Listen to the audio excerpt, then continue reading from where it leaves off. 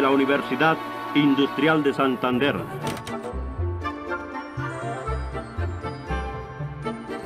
Algún día podrán llegar a la Universidad Industrial de Santander, que abre sus puertas para que todos los colombianos y todos los santanderianos encuentren educación, cultura, preparación para dignificar su existencia.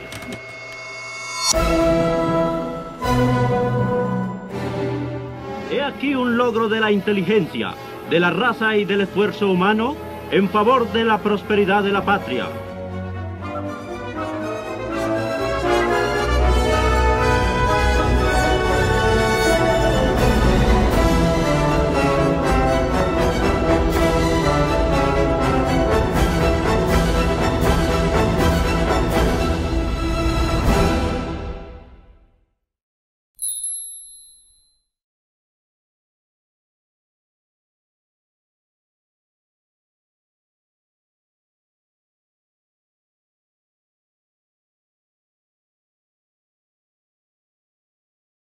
La tos puede llegar a ser tan problemática como lo es para los pacientes.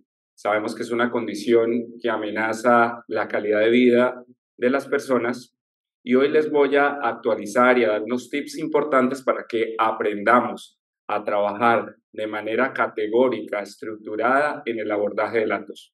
No podemos seguir trabajando en el diagnóstico y tratamiento de esta con el abordaje sintomático.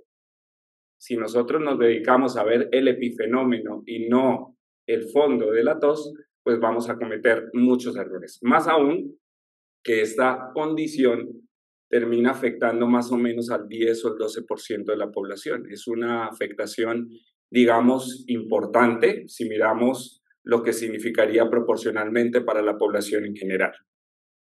Tres cosas que vamos a abordar en esta charla de 30 a 40 minutos. Vamos a mirar un caso clínico y es a Pedro, que tenía una tos rebelde y difícil de manejar. Algo así como un residente de tercer año de medicina interna de la Universidad Industrial, rebelde y difícil de manejar. Enfoque actualizado de la tos en la pospandemia y el tratamiento de la tos antes y después de la pandemia. Y al final vamos a dar una conclusión o vamos a dar unas conclusiones generales. Observen esta foto y comiencen a pensar si esta persona estuviera al lado suyo, usted cómo actuaría en este momento histórico de la pospandemia. Entonces yo coloqué acá una recopilación de conceptos que dice la gente. Hoy estamos hablando de personal médico y paramédico. Entonces lo primero que pasa por su cabeza es que puede tener COVID y discretamente se va alejando. A unos 2, 3, 5 pasos hacia atrás y se corre o se hace el lado. Piensa en que puede tener algo contagioso y que es mejor estar aparte. Yo creo que siempre que vemos a alguien tosiendo, sin duda pensamos en una infecto contagiosa. Tercero, observamos la mano que se llevó a la boca, siente ira y piensa en cómo carajos no pudo aprender a toser durante la pandemia. Lo seguimos viendo. Cuarto, no solo piensa en infectocontagiosas, sino en otras enfermedades que afectan el pulmón y por ende cuña neumológica, piensa en un neumólogo como ayuda importante. Sabemos que acá entran en juego muchos. El médico general es muy importante en el abordaje y tratamiento de la tos, pero acá hay como una triada por donde discurren los pacientes sabiendo que la tos persistente tiene un abordaje multidisciplinario y el neumólogo, otorrino, el gastroenterólogo, el internista puede participar activamente. Quinto, desearía sugerirle un remedio, pues es posible que tenga, y en mayúscula coloco esto, una tos irritativa o alérgica. Es usual que estemos nosotros conversando con nuestros colegas y a alguien le salga el adjetivo alérgico o irritativo, aspecto que yo todavía no entiendo muy bien. O simplemente usted como médico, digamos, en aras de no meter las narices o entrometerse, pasa desapercibida la situación y no sugiere nada. Pues estos escenarios los he escuchado de muchos de ustedes, de estudiantes, de médicos, de atención primaria, especialistas y demás, y me parece muy importante que en este momento empecemos a meditar, a trabajar en cómo o en qué escenario de esos 6 yo me identificaría.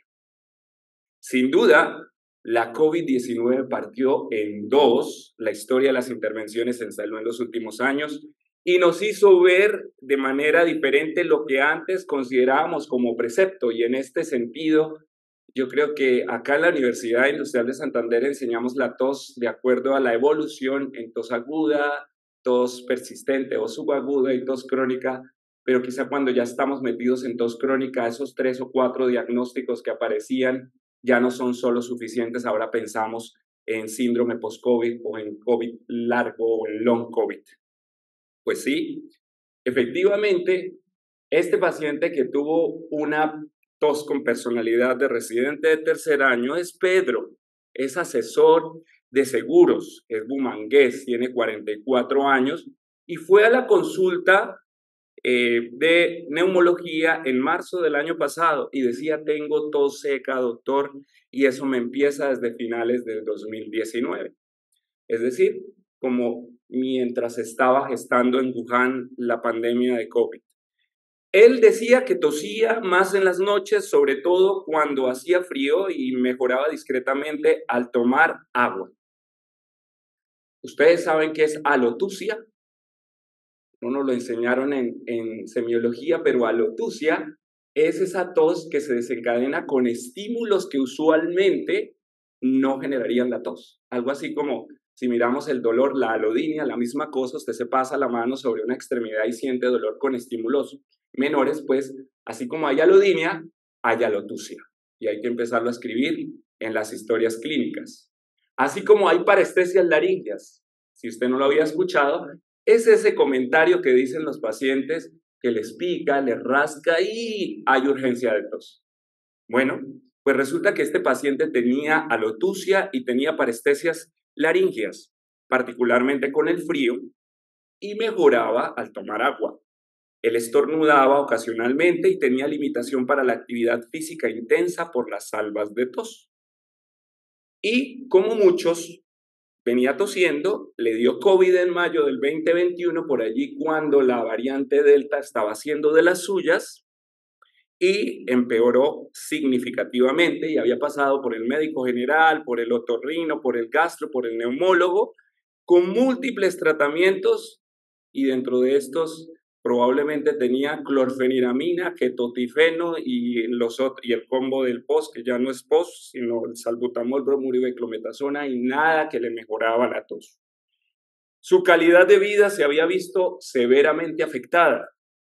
No tenía antecedentes destacables, salvo la ausencia de vacunas de refuerzos y el consumo de remedios homeopáticos. Recordemos que un médico internista que hace una consulta integral adecuada siempre debe preguntar la vacunación, siempre. Y para un hombre de 44 años con comorbilidad, quizá debe estar el régimen de COVID-19 completo. En este momento histórico en Colombia tenemos la vacuna bivalente de COVID-19 fabricada por Moderna, que quizá no tiene la eficacia que todos quisiéramos porque cubre la variante ancestral y las de Omicron BA4, BA5, y este momento la historia aquí en Colombia es de Pirola y sus amigas. Es decir, la BA2.86 y la JN1 quizá.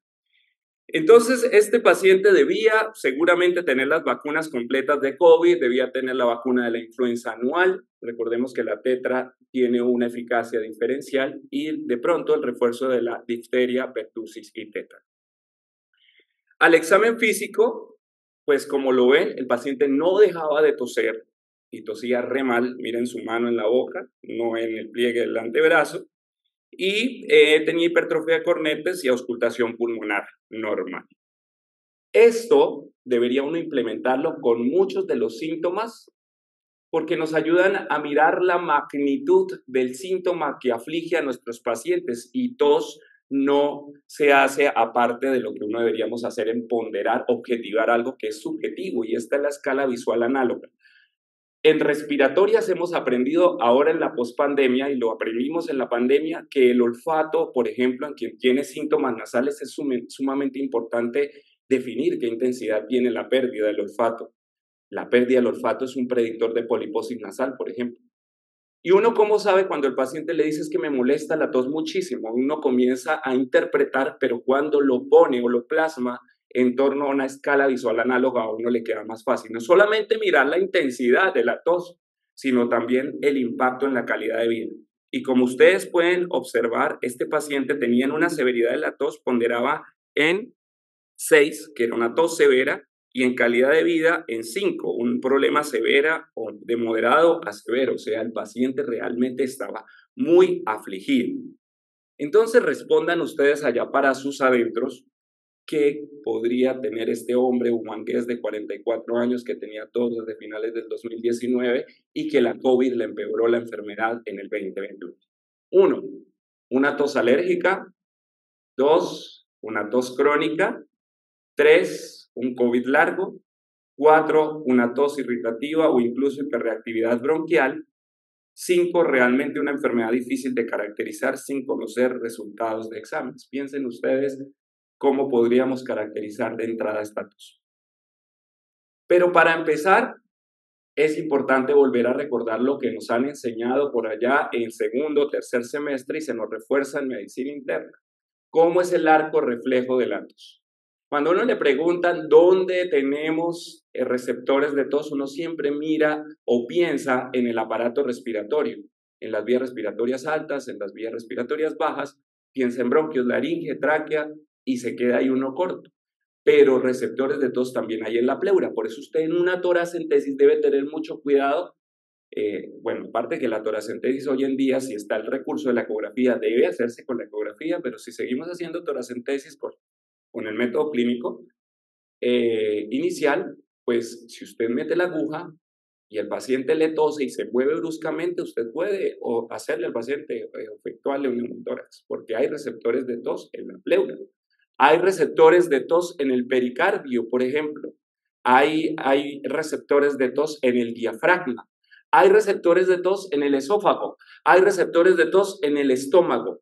Los receptores de tos no solamente están en la vía aérea. ¿Por qué es tan significativa una tos cuando a uno le pasa una gripa?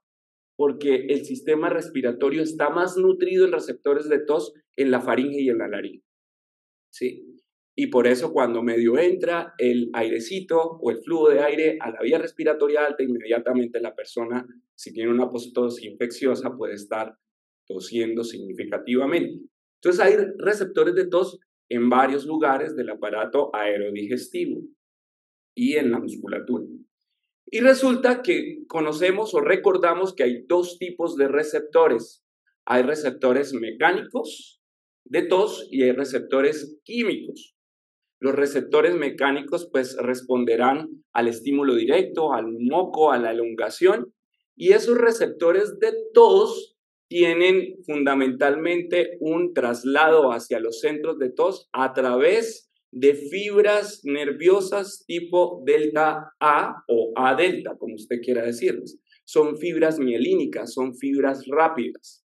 Y el soma de las células que llevan desde el receptor mecánico hasta la médula, el impulso o a través del nervio vago, caen finalmente en el ganglio nodoso.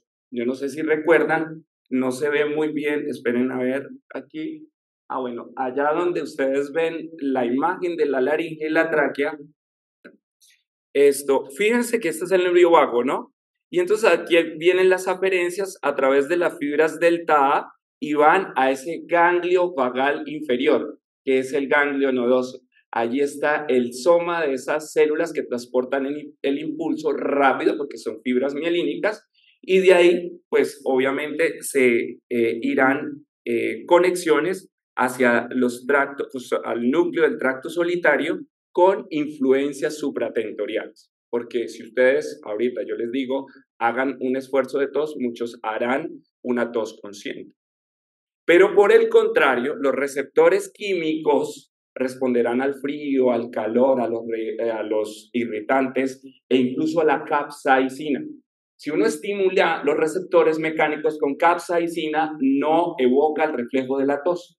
Mientras si uno irrita o activa los receptores químicos con capsaicina, el paciente tiene una tos en metralleta. Estos receptores químicos particularmente tienen representantes de canales iónicos, y no sé si recuerdan la palabra anquirina y el vaniloide. Los receptores transitorios de anquirina y vaniloide son receptores iónicos que transmiten esa señal, en este caso más lenta, porque los quimiorreceptores de la tos están o llevan la información aferente a través de fibras tipo C, en este caso no al ganglio inferior de esa lineecita amarilla que ustedes ven allá, que es el nervio vago, sino al ganglio superior o yugular. Y de allí, de este ganglio yugular, va una aferencia hacia el núcleo del tracto solitario con injerencia supratentorial. Sencillo. Mecanorreceptores mecánicos, quimiorreceptores químicos. Muy bien. Finalmente, ¿cómo se cierra el arco reflejo? Observen lo que hay, estas tres líneas aquí hacen referencia de cómo se devuelve ese reflejo hacia los músculos, hacia la laringe, la tráquea y los bronquios. Pues uno pensaba que solamente era el nervio vago, pero los nervios espinales motores traen información de contracción a los músculos motores, así como la trae el nervio vago sobre el tracto respiratorio y así como lo traerá también el nervio frénico al diafragma. Por eso cuando uno tose, uno siente una contracción que a veces es difícil de contener porque está el gran músculo inspiratorio que es el músculo diafragma. Muy bien. Recordando esto, recordemos lo que nos enseña el doctor Cadena ahora en el seminario de tos. Nos dicen, o no sé quién más esté haciendo el seminario de tos, nos dicen que hay tres fases. Hay una fase de inspiración. Entonces, ¿qué hace uno cuando va a toser? Toma aire. Hay una fase de compresión en la cual se cae la epiglotis sobre la vía respiratoria, se cierran las cuerdas vocales, aumenta la presión intratorácica y hay una tercera fase que es la fase de expiración o expulsiva, en donde se abre abruptamente las cuerdas vocales y se expulsa lo que usted quiere. En esta razón sale aire, salen flemas, salen gotas de Chopper, gotas pequeñas, gotas grandes, aerosoles, gargajos u otras cosas.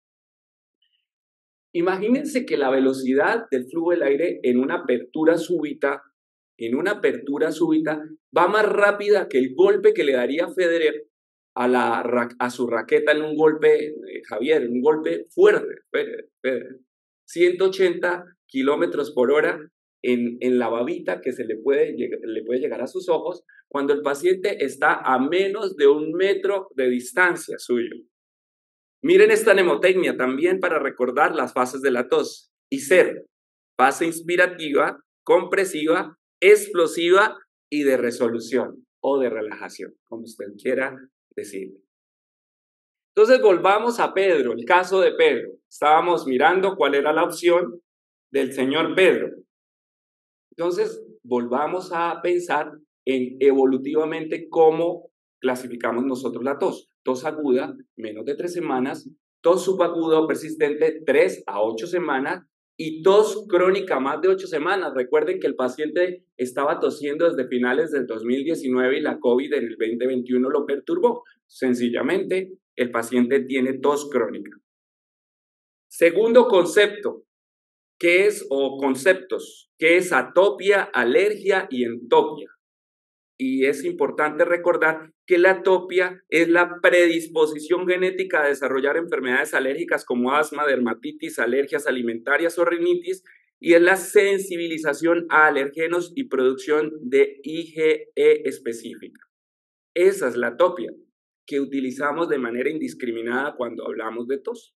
La alergia, halo, otro, ergon, reacción. Es una reacción a un agente extraño, externo para el organismo o incluso también podría ser para un agente interno no reconocido, en donde hay producción excesiva de IgE. Es decir, cuando uno hace una medición de IgE total o IgE específica o una fracción libre de IgE, lo que está midiendo específicamente es la alergia.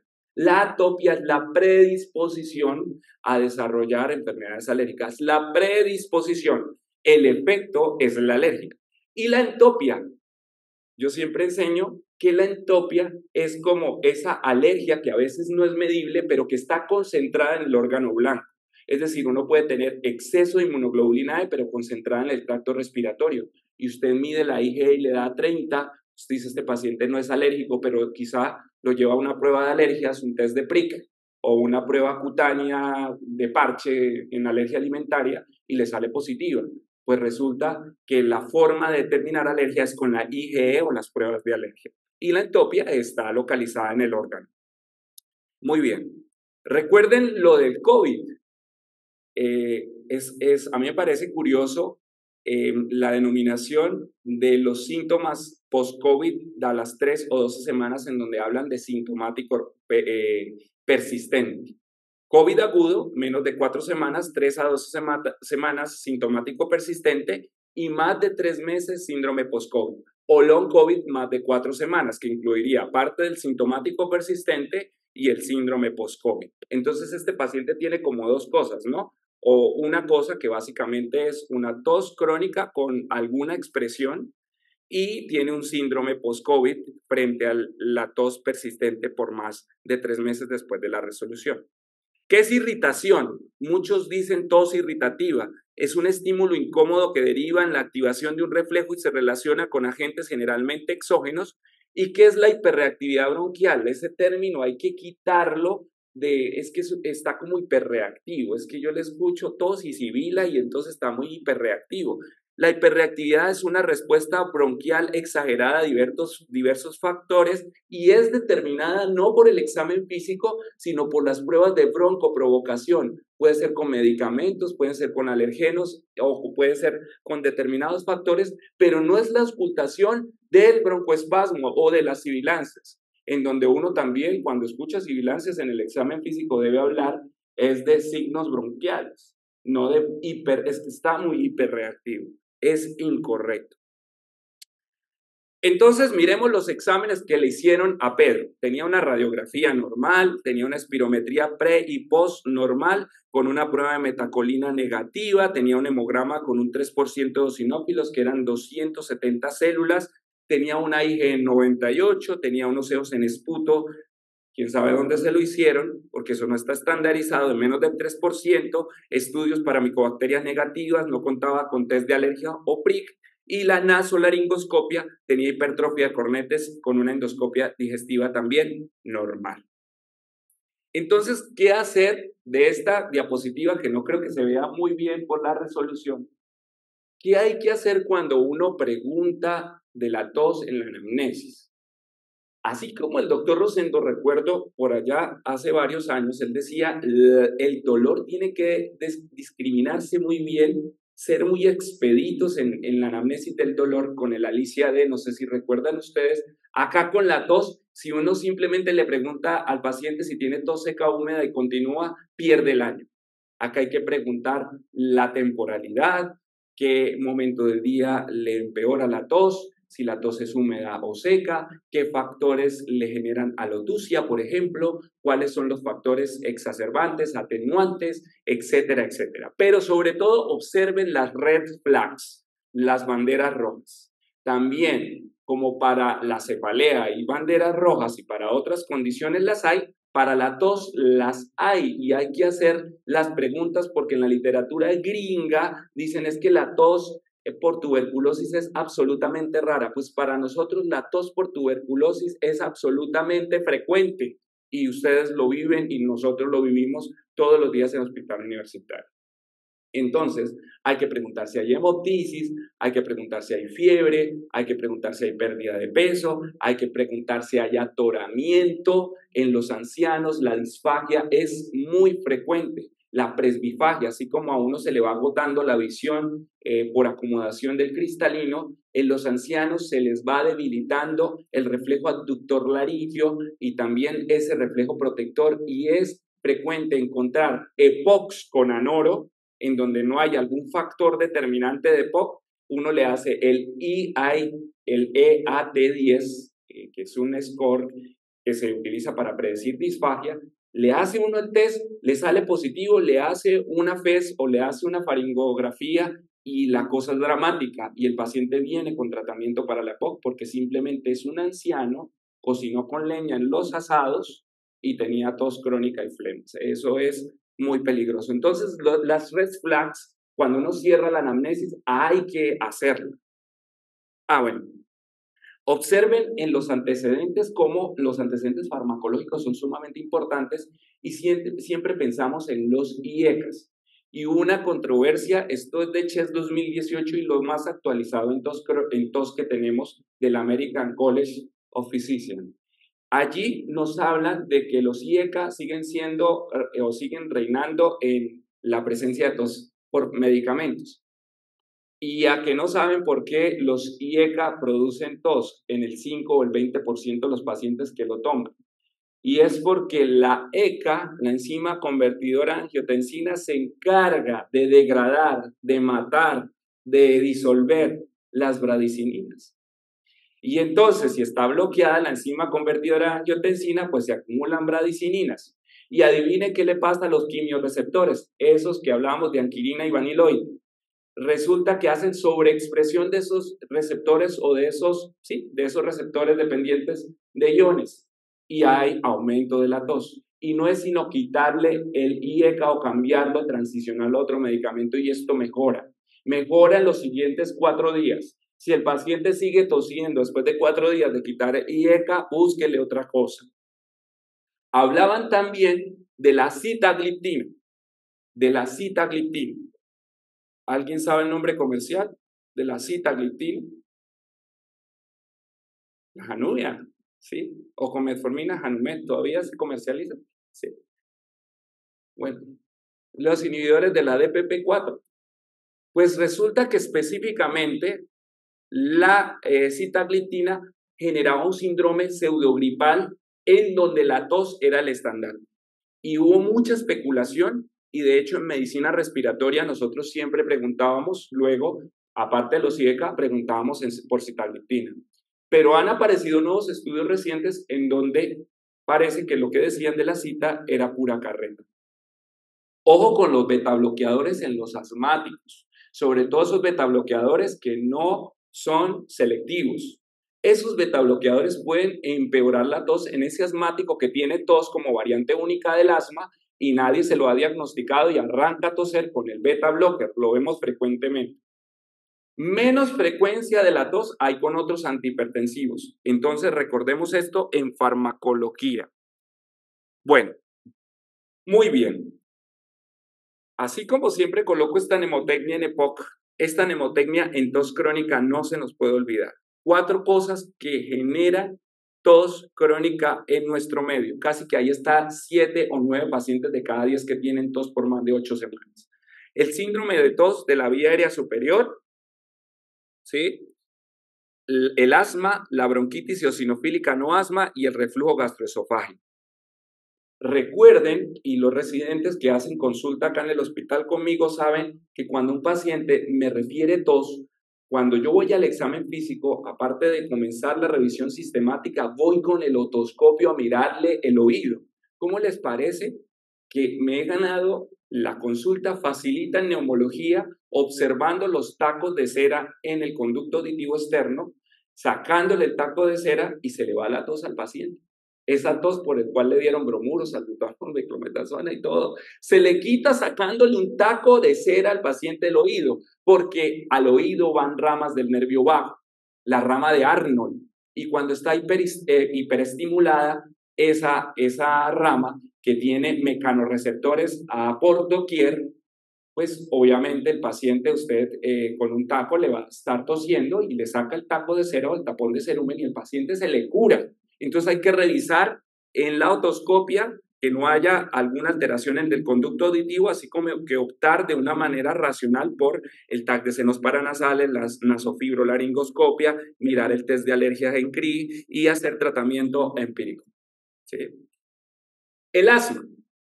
Pues resulta que en el asma muchas veces uno pide la espirometría y la espirometría le sale con respuesta significativa al broncodilatador. Recuerde que hoy la respuesta significativa al broncodilatador no es la misma que hace 2 años. Y algunos laboratorios de espirometría siguen colocando el mismo concepto y ahora usted coge la variable POS, el BF1 o la CBF, la resta a la variable PRE, lo divide sobre el predicho y lo multiplica por 100. Así es como se hace hoy en día la respuesta al broncodilatador, con más del 10% como criterio de respuesta. Pues algunos cogen la espirometría y si es respuesta y si usted tiene asma, ya le pillé lo de la tos. Pues resulta que 33 personas, el 33% de las personas a las que se le hace la espirometría y tienen respuesta positiva al broncodilatador y usted asume que eso es la causa de la tos, eso es un falso positivo. Usted le da tratamiento para el asma y no se mejora. 22% a los que les hace prueba de broncoprovocación y tienen tos crónica no le responden al tratamiento. ¿Cómo mide usted la tos relacionada al asma? Por la respuesta al tratamiento con glucocorticoides inhalados. El feno. ¿Saben qué es el feno? ¿Tú sabes qué es el feno? ¿No? Jonathan le puede explicar qué es el feno profundamente. No mire para atrás.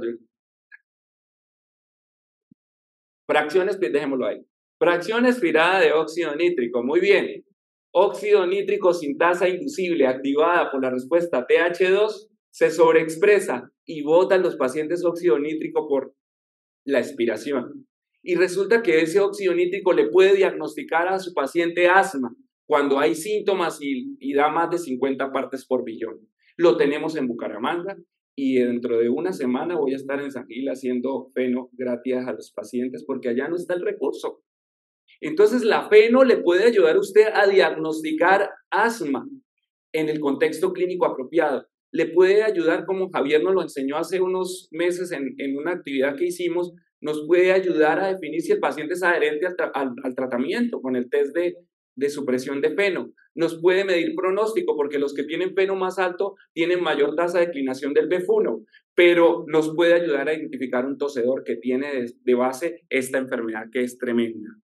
Bronquitis eosinofílica. ¿Cómo se diagnostica la bronquitis eosinofílica? Resulta que muchos pacientes tienen infiltración eosinofílica de las vías aéreas, así como hay esofagitis eosinofílica. Pues resulta que estos pacientes tienen tos, pero la espirometría no es de asma. ¿Cómo lo diagnostica usted? Con eosinófilos en esputo. ¿Dónde hacen eosinófilos en esputo? En Bucaramanga, en muchos lados. ¿Lo hacen bien? Probablemente no tan bien porque no está estandarizado. Uno pide eosinófilos en esputo y llegan diciendo que acá está el resultado y uno mira y dice eosinófilos en moco nasal. Entonces, para diagnosticarlo, muchas veces eso representa un desafío, pero estos pacientes sí que responden muy bien al esteroide. Recuerden que los eosinófilos se mueren con el esteroide. Entonces uno les coloca esteroide inhalado y mejoran mucho. El reflujo. Cuando hay sospecha clínica de reflujo, los pacientes aquejan muchas veces tos como única expresión clínica y una prueba de IVP por 3 a 4 semanas ayuda mucho a identificar o ayuda mucho mirar la pHimetría con impedanciometría multicanal. No las vías digestivas. No sé si notan que algunas IPS de esta ciudad uno pide una prueba de cine de eglución y les dice el radiólogo que tiene reflujo. Pues eso que él dice como reflujo no es el estándar. La faringografía esofagograma no permite definir o diagnosticar reflujo.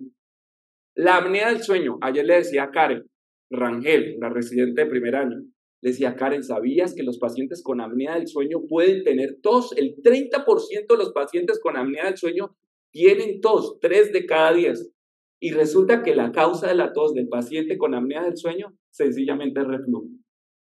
Usted le coloca presión positiva al paciente con apnea del sueño y se le quita la tos. Pero si le coloca un poquito de IVP, le mejora muchísimo más la tos. Muy bien. Siempre hay que evaluar la respuesta al tratamiento cada 4 a 6 semanas. Exámenes complementarios, ya hablamos de la pH-metría, de la faringografía, de la imagen de nariz y senos paranasales, el TACAR de tórax. Les dije al principio de esta charla que la tos para el médico puede ser tan problemática como para el paciente. Y muchas veces el internista o el médico general no sabe qué hacer y lo que le pasa por su mente es hágale un TAC. El diablito le dice hágale un TAC. Fácil. ¿Sí? 9 milisieverts de radiación. Si usted no tiene claro por qué va a pedir el TAC, no lo pida, porque eso es radiación ionizante y son costos para el sistema de salud. Vaya a la tomografía con una presunción diagnóstica clara. Yo a quien le mando tomografía, por ejemplo, estando tosiendo y con EPOC, por ejemplo, a todos los pacientes con EPOC idealmente, pero al paciente al que le voy a hacer tamizaje de cáncer de pulmón, ¿sí? Todo paciente entre 50 y 80 años que fumó en relación a un índice tabáquico de más de 20 paquetes año y que si dejó de fumar no han pasado más de 15 años, ese paciente por favor lo meten en una pesquisa de cáncer de pulmón. Tomografía anual por 3 años, pero idealmente en una unidad funcional de cáncer que en Bucaramanga ya empezaron a surgir, o en una consulta estructurada de neumólogo o cirujano de tórax. Pruebas cardíacas de acuerdo a hallazgos al examen físico o hipótesis diagnóstica, electro, Holter, del ritmo cardíaco, eco. Jonathan, los pacientes con falla cardíaca tosen. Muchos tosen, ¿no? ¿Sibilan? Muchos sibilan, ¿sí? ¿Se ponen roncos y tosen? Sí. El famoso signo de Osner. Esos pacientes que se ponen roncos, que tienen la aurícula izquierda crecida y presionan el nervio vago, se ponen roncos y tosen. Pues sí, con base en los hallazgos al examen físico, pues iríamos específicamente a estas pruebas. Evaluación ambiental y ocupacional. Karen, ayer con esta paciente joven que nos llega y nos dice, doctor, es que tengo una tos y no sé qué es claramente, y es no sé cómo se diga, florimanipuladora. Tiene una floristería en Girón y esta señora tiene una tos que la mata sencillamente, no puede dormir, su calidad de vida está terrible. Y le miramos la espirometría y la espirometría nueva tenía una restricción y el internista decía, no, es que es una enfermedad restrictiva.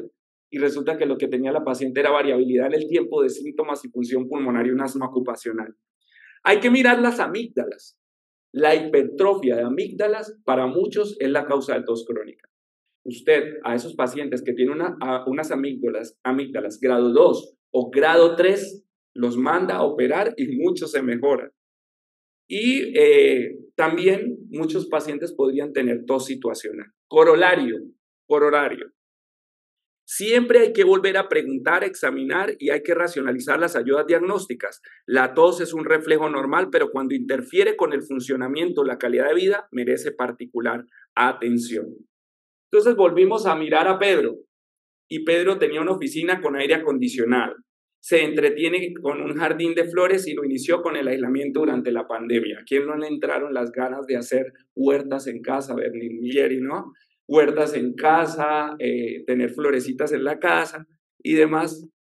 EAT10 de 0 puntos, es decir, no tenía disfagia. Recuerden que EAT10 de 3 puntos es positivo para disfagia. En Colombia, según el dato del doctor Giraldo, que validó este test, más de 2 puntos disfagia. Otoscopia normal, resto de examen normal. El TAC tenía engrosamiento mucoso de los antros maxilares sin pólipos, con prueba de alergias positiva a polen. Miren, y con jardín en la casa. Rinosinusitis crónica, sensibilización a polen, consideramos, y posiblemente hipersensibilidad en el reflejo de la tos o COVID larga. Entonces, ¿cuál sería el proceder de uno con un paciente que tiene patología nasal e inflamatoria? Pues esteroide nasal, irrigaciones nasales y que lo viéramos multidisciplinariamente con alergología, neumología, otorrino. Control de los factores exposicionales en casa y trabajo, muy importante. Intervención terapéutica, ojo con esto, poco lo pensamos.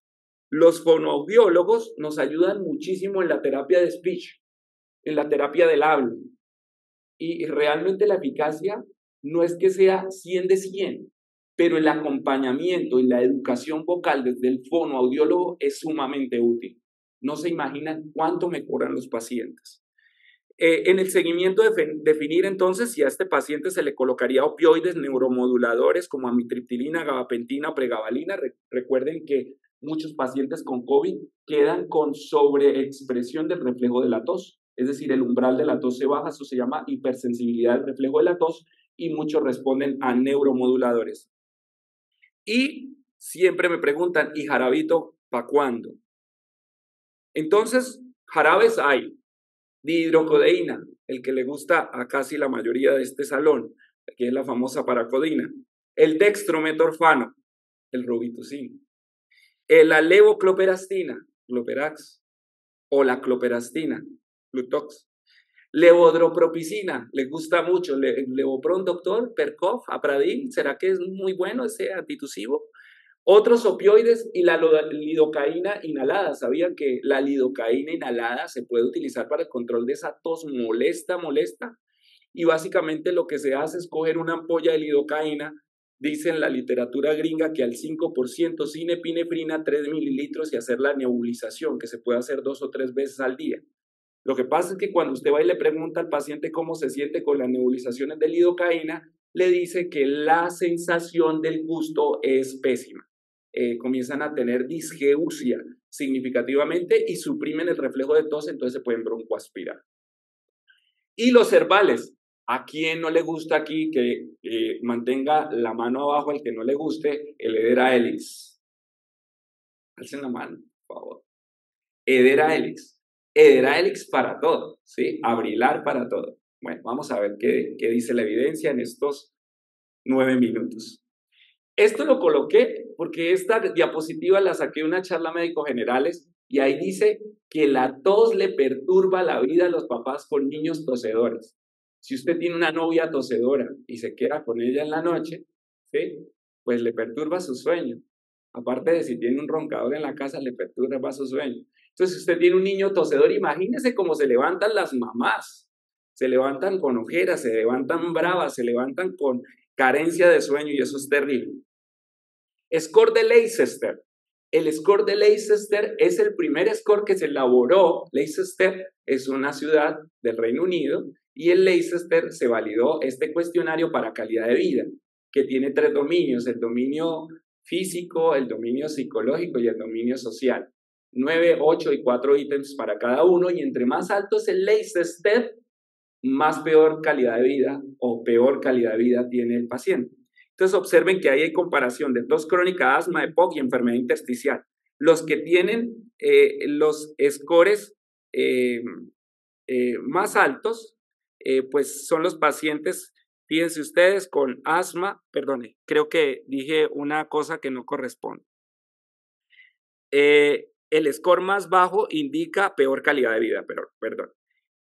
La tos crónica, observen, versus el diagnóstico definido de asma, EPOC y enfermedad intersticial, fundamentalmente genera puntajes más altos en comparación con la tos crónica. Es decir, el paciente que tiene incertidumbre con respecto al diagnóstico y tiene tos crónica tiene peor calidad de vida. Sencillamente porque seguro el paciente que tiene una enfermedad configurada tiene algunas estrategias de tratamiento farmacológico y no que les ayudan a mitigar esa presión psicológica y demás. Entonces, corrijo, el Leicester más bajo indica peor calidad de vida.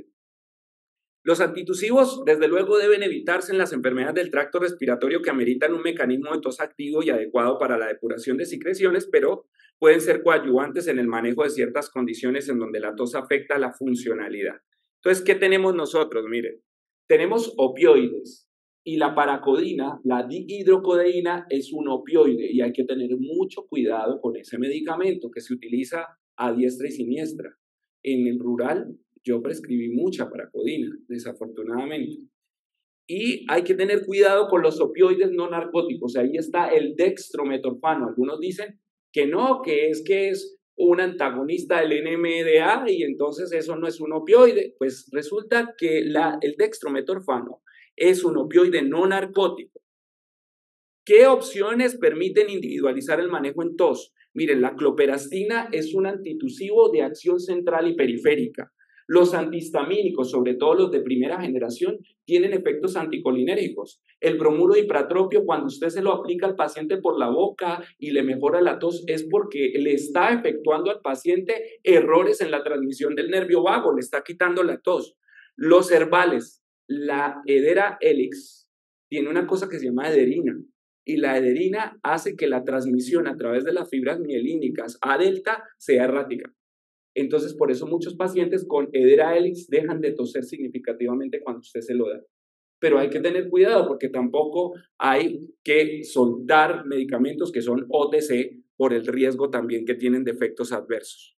Menos o más uso, más bien. Fíjense los que están aquí hacia el lado verde. Hay que pensar más en antitusivos cuando los vaya a utilizar de acción periférica, como el benzonatato, que es un derivado de un anestésico, y la levodropropicina, que como ustedes saben me gusta mucho. Si ustedes revisan en este momento en UpToDate, cuando colocan tos crónica les va a salir una alerta de nueva información sobre el gefapixant, perdón. El gefapixant es un inhibidor del receptor 2X3 y cuando usted inhibe ese receptor interfiere en la transmisión del impulso de la tos. Gefapixant se está utilizando para los pacientes que quedaron con tos crónica y hay estudios como de 2.000 pacientes que el gefapixant efectuó un cambio importante en la intensidad y en la calidad de vida de los pacientes con tos, en esa tos persistente, discapacitante y demás. Esto les quería mostrar porque muchos pacientes aquejan, sobre todo las franjas verdes que están en esta tabla, hacen referencia a los efectos positivos en los estudios de investigación de los antihistamínicos.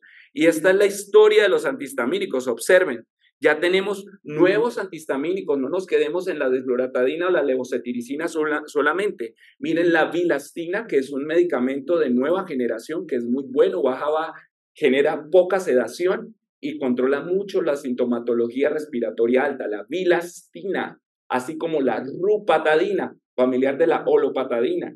Este es un antihistamínico que actúa en el PAF, en el factor activador de plaquetas y mitiga importantemente los síntomas vasomotores, por ejemplo, del paciente que tiene rinitis.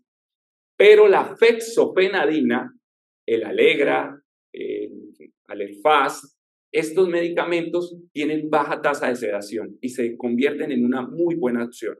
O sea que cuando yo prescribo antihistamínicos, casi que estoy polarizando mi prescripción hacia rupatadina, vilastina o fexofenadina por reducción de los efectos adversos. Estas son las recomendaciones en donde nos dicen cómo utilizar los anti-H1 y no podía dejar de comentarles lo que se dice del ketotifeno. Médicos generales, por favor. Ketotifeno para todos, no. Esto el ketotifeno salió como una alternativa en el manejo de la anafilaxia. Tiene efectos calcioantagonistas, es decir, tiene efecto anticalcioantagonista y en respiratorias tener efecto anticalcioantagonista significa suprimir el PAF y ya les dije que quita el efecto vasomotor y también edematoso de las enfermedades como el angioedema y demás. Y esta es toda la casuística de estudios de investigación en ketotifeno. Es un medicamento muy bueno, pero que causa sedación. Estabiliza la membrana de los granulocitos, de los mastocitos. Entonces los pacientes no botan histamina, entonces se sienten muy bien. Pero cuando un paciente vaya por tos, eviten el ketotifeno, tiene indicaciones claras. Y post-COVID, observen que el 19%, ese círculo naranja, el 19% de los pacientes que tienen COVID quedan con tos, quedan tosiendo. Y la tos finalmente tiene que ver con muchos cambios sobre esos receptores químicos y mecánicos que quedan como sobreexpresados por agentes de neuroestrés y estos pacientes quedan tosiendo a la larga. Así que cuando uno tiene un paciente con COVID o que tuvo COVID y queda con tos, hay que mirar la radiografía. Porque si la radiografía es normal, probablemente el esteroide inhalado y los antitusivos ayudan mucho después de que el paciente resuelve su cuadro agudo. Pero si la radiografía es anormal en el post-COVID, hay que mirar la tomografía de tórax y definir un plan diagnóstico y terapéutico. el papá de un radiólogo de esta ciudad ha consultado, mi profesor de filosofía, por cierto, en el glorioso Colegio de Santander, me llegó hace unos días por una tos persistente después de un resfriado en diciembre. Adivinen qué le pudo haber dado al profesor. Pues resulta que este paciente era tosedor esporádico y después de la infección gripal quedó mal. Le hicimos una radiografía y su radiografía era normal. Le hicimos un TAC y tenía una enfermedad fibrosante de base y sobre la enfermedad fibrosante tenía vidrio esmerilado y consolidaciones. El paciente no quiso que le hiciera broncoscopia y en este momento tiene deflazacor y ayer nos dice, doctor, estoy mejor. Pues resulta que tenía una EPIT post-COVID sobre una enfermedad intersticial preexistente. Entonces siempre con tos post-COVID mirar las imágenes del tórax. Imagen anormal, tomografía y desglosar el plan terapéutico. Esto es lo que dicen que hay que hacer en tos con radiografía normal post-COVID.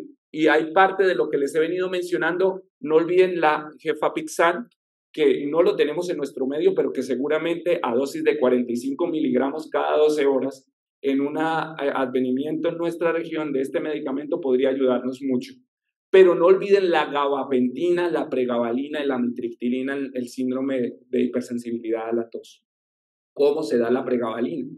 Uno cuando descarta todo y es hipersensibilidad al reflejo de la tos, comienza con 300 miligramos en la noche y puede subir hasta 600 miligramos cada 8 horas. Esto vendría siendo 6.800, más o menos, 1.800 miligramos en el día de gabapentina. O pregabalina, podemos empezar con 75 miligramos y ascender a dosis hasta de 300 miligramos días. Y amitriptilina, uno podría empezar con un cuarto de tableta, 6.25, y hacer aumentos semanales hasta llegar a una tableta o el control de los síntomas. Ojo con la amitriptilina en los pacientes que tienen enfermedad cardiovascular. Pedro recibió manejo para su patología renosinusal, retiró la exposición directa al polvo y no requirió inmunoterapia, trata de controlar la exposición directa al frío y notó avances grandes con la terapia del lenguaje. A este paciente le dieron cloperastina y mejoró, y ahora Pedro tose esporádicamente y es consciente de las situaciones que empeoran su estado de salud y no requirió neuromoduladores. Conclusión. La tos es un epifenómeno. La historia clínica, el examen físico, los exámenes complementarios identifican la enfermedad subyacente y la individualización del tratamiento. El panorama en tratamiento de la tos no ha cambiado con respecto a la era prepandemia, pero ahora la COVID-19 ocupa un puesto muy importante. Y en estos días sí que muy importante, no se imaginan. Los antitusivos no están vetados, pero tampoco son para todos los pacientes. Cuando uno racionaliza las intervenciones, impacta favorablemente en la intensidad del síntoma y la calidad de vida. Gracias.